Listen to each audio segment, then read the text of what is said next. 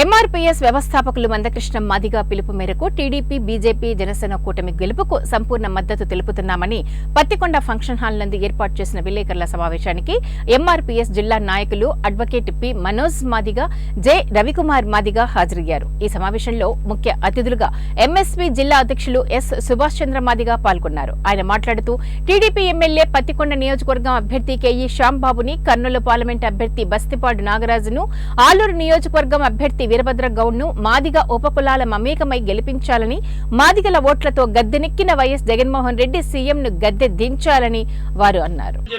ఈ సందర్భంగా గుర్తు చేస్తూ అదే క్రమంలోనే ఆలూరు నియోజకవర్గానికి సంబంధించినటువంటి టీడీపీ ఎమ్మెల్యే అభ్యర్థి మరి వీరభద్ర గౌడ్ గారిని గెలిపించుకునే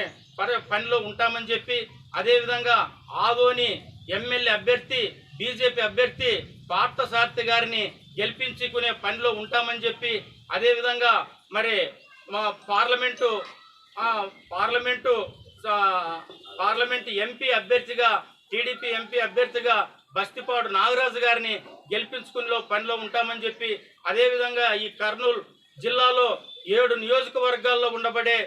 టీడీపీ తరఫున పోటీ చేసినటువంటి ప్రతి ఒక్కరిని గెలిపించుకునే పనిలో అందరిని పనిలో పెడతామని ఎంఆర్పీఎస్ కార్యకర్తలను